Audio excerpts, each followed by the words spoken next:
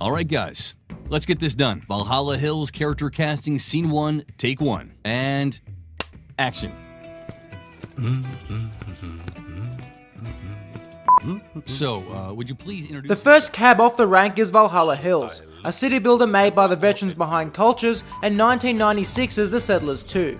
Set in a cartoony Viking world that gives off How to Train Your Dragon vibes, you have to lead your Viking people after Odin and the gods turn their backs on them.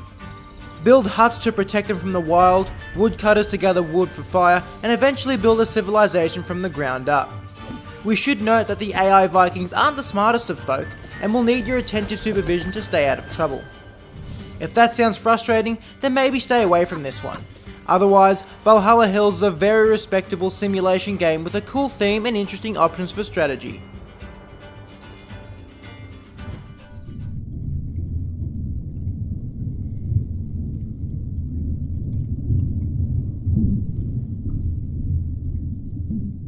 Next up is Reveal the Deep, a short and scary exploration of a 19th century shipwreck that sits at the bottom of the ocean. From the very beginning, you're submerged in the dark, with only minimal vision provided from your helmet's light. All is silent but for your footsteps and the deep croaks of the ship. The walls are vast and the paths are seemingly endless. It seems like you're alone, but the suspense of the unknown is always there, eating away at you. In terms of gameplay, there's a few puzzle sections.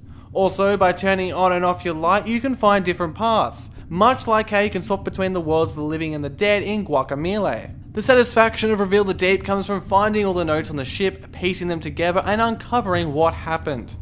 But before you can do so, there's a wonderfully terrifying and tense journey to make.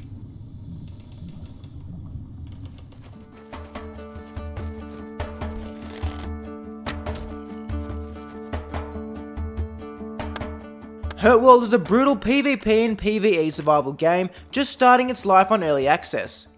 As you'd expect from this kind of game, there's a lot going on, like crafting, building, vehicles, wild animals, towns, farming, weather, biomes, hunger, and the list goes on.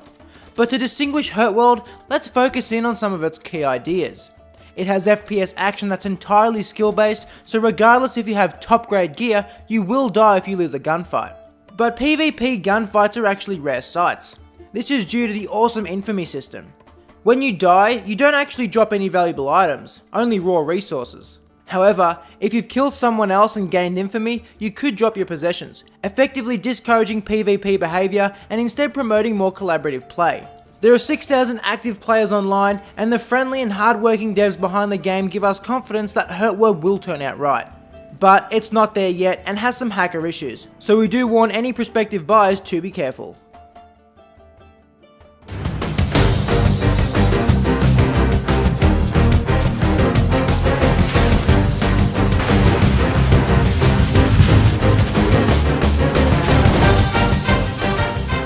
Mean Greens is Toy Story Warfare, and it's an absolute blast.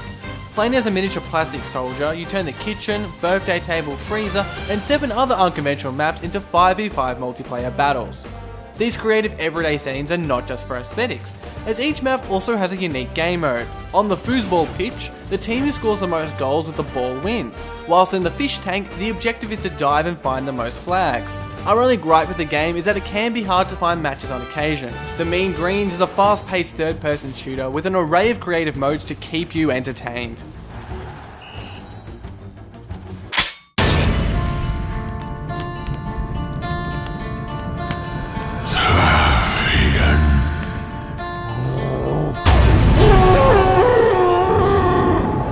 Vlambeer, the duo behind Serious Sam, Super Crate Box, and Luftrausers, are back again with a new game called Nuclear Throne. Originally titled Wasteland Kings and made in a 3-day game jam, Nuclear Throne is a top-down shooter and roguelike in a very similar mold to The Binding of Isaac. It's tough, random, and a lot of fun, but don't just take our word for it. After 2 years in early access, Nuclear Throne has racked up more than 4,000 Steam user reviews, an amazing 97% of which are positive. If you love Isaac, Rogue Legacy, Spelunky, FTL, Risk of Rain, or any other roguelike, you're bound to love Nuclear Throne also.